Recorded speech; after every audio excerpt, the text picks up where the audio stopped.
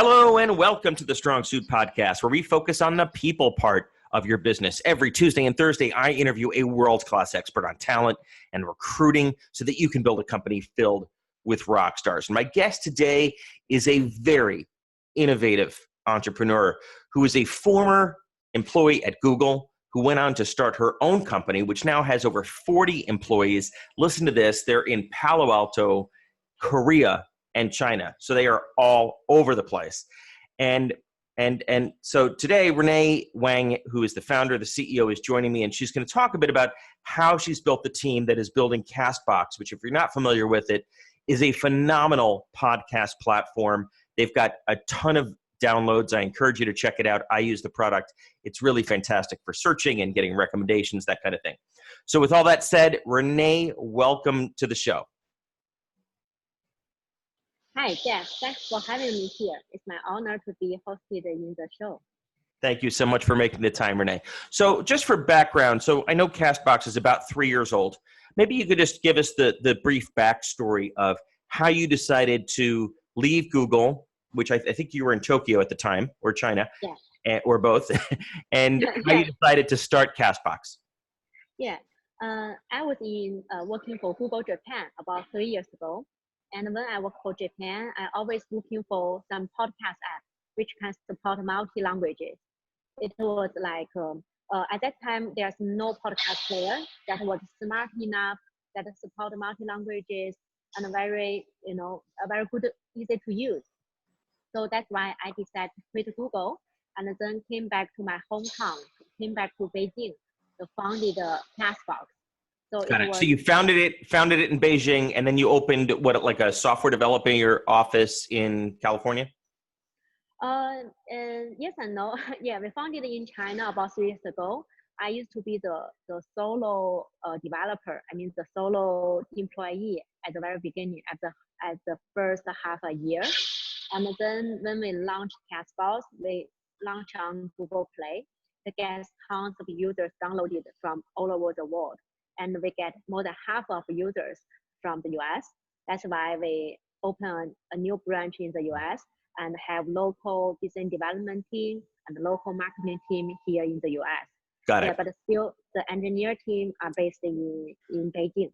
Got it. So Beijing is primarily engineering, and kind of the business arm is primarily in the Palo Alto office in California. Is that right? Yeah, exactly. And also we have a Korea branch. We have local Korean marketing and BD people to expand the market there. Got it. So I'm seeing this kind of setup more often these days, where a growth stage company will have a development team, software development team, or product development team in one area or a number of areas just to tap into a larger market. And then they'll have the business team elsewhere, kind of like you described, Renee. So let me ask you, how do you manage that? How do you lead that, aside from traveling all over the world, and I'm sure you're back and forth amongst all the offices, but how do you get the teams to work together for the benefit of the customer, getting past all the time zone issues, language issues, et cetera?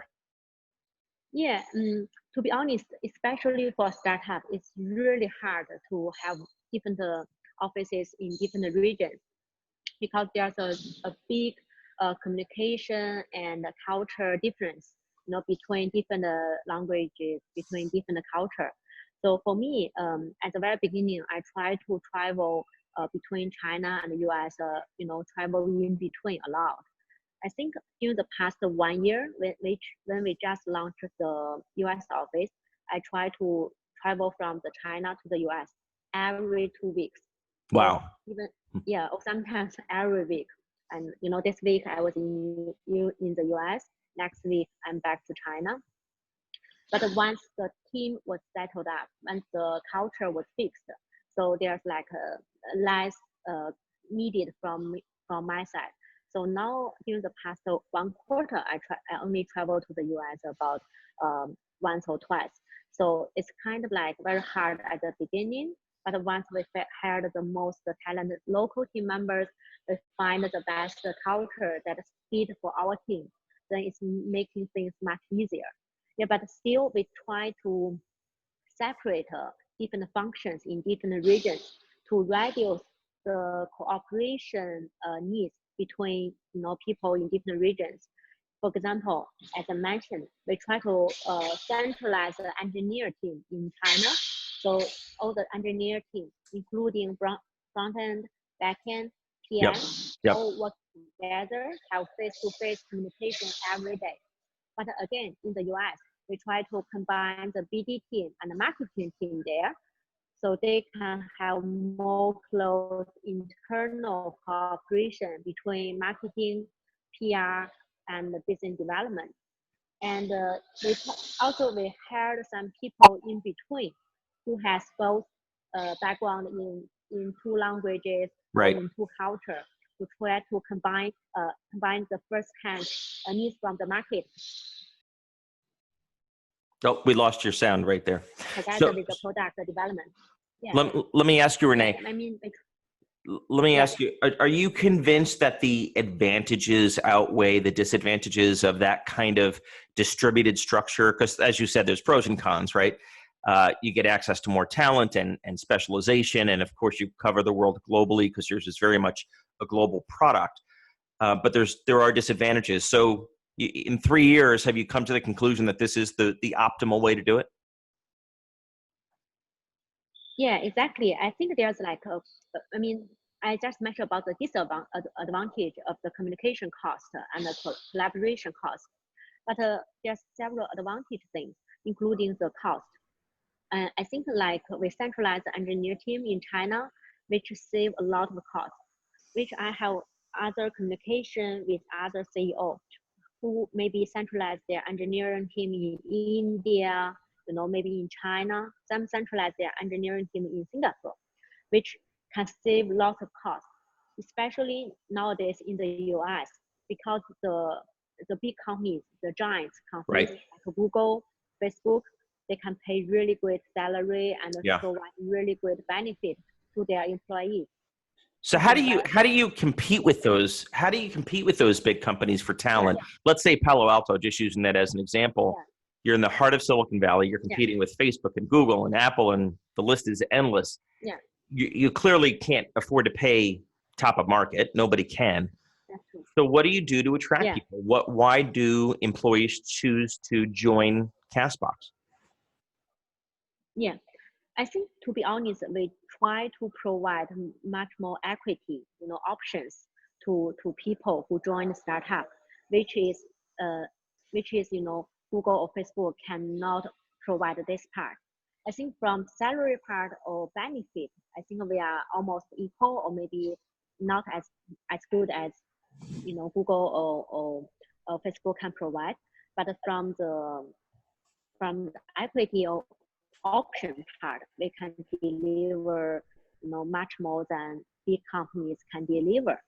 And again, as I mentioned, because we try to centralize engineering team outside of the US, because in the US, even you give the options, it's still, especially engineering people in the US. Right. But in China, it's much easier. Got it. The reason behind that, there's a very tricky, part, because during the past 10 years, there's tons of startups in China grows from zero until to a $1 billion company or $10 billion company, or even bigger. So that's why a lot of engineering friends of my friends in China, they have maybe colleagues, they have maybe team members or maybe classmates who joined a startup about 5 years ago, and the company, the startup go IPO, within a couple years, and his friend gets super rich and get more freedom during this process. So that's why in China, the engineering, people are looking for certain kind of opportunities. So that's why when you offer the options, when you offer the equity, they are more willing to take. So that's why in China, we can still have the most talent. Yeah. So it really is, a lot of it is a U.S. specific constraint, a U.S. specific issue. So before we wrap up, I'd love to ask you to share, if you're willing, one of the biggest hiring mistakes you've ever made? And you don't have to name names or the position, but I'm curious about, you've got 40 people, obviously you've made some bad hires. We all do. What happened? And more specifically, what was it that you missed? And what did you learn from it that you've learned to do differently next time? Yeah. I mean, we just, I don't want to mention the name, but we just simply and too much FDD, due diligence according to that team member. Yeah. And unfortunately, he's the first team member we hired in the US. Because of him, there's a big miscommunication, there's a big misunderstanding between China team and the US team. So it's a huge damage on the culture building, and especially on the at the very beginning, when the team set up. So I think, the biggest learning from him is that, especially for the early team members, we should make sure we are hiring the people that fit the culture, fit, very without big egos, and which is like we try to do much more background research regarding to the new hiring. So it's really a big damage to the company for the first US hiring not doing great. We try to put all the effort to fix that part, but still, cost a lot of effort and a lot of bandwidth from the team. How long was it until you realized that there was an issue? And I think it's take about, several months to understand this issue, but it took us 1 year to fix that. Wow. The reason, I know it's a huge mistake we have made, but the reason why it took us so long, because he's the first hire and he already built his team, and he already, as he working as a business development, he already signed a contract with several new partners. So if we get rid of them, the whole team will go with him, and also there's no people who can handle the existing contract, who can handle the partnership with our with our clients. So that's why we have to wait until we're hiring a new better replacement. But because he was there, it's hard for us to make an open recruiting process. Yeah. So it's really hard. So that's why we continually to find the better replacement secretly. Of course, which makes it very difficult to do a confidential search. That's true. And especially, there's, as you mentioned, there's tons of talent in the US, but they are all, already there in the big companies, especially without a professional recruiter, without a public hiring process. It's really hard to convince people to join us. So that's why we secretly hire that person, and then get rid of the first guy. The first hire, the first hire bring us a lot of damage. But anyway, I think that guy, he's a great person. I'm not saying that he's bad. It just wasn't a fit. It just was not a match. Yeah, exactly. It happens all the time. Well, Renee, I want to thank you for making the time. I appreciate it. Can you please tell people how to get in touch with you or how to learn more about Castbox, which is a phenomenal podcast app? Yeah, I think, people can download Castbox from Google Play or Apple Store. As you mentioned, we have a really great search function, really great personalized recommendation algorithm. And for reaching me, you can just leave me an email, give me my email about renee.wong@castbox.fm. And I'm very open to listen to how we can cooperate with other people and how we can contribute to the community. Fantastic. Thank you so much for making the time today, Renee. Thank you for featuring us.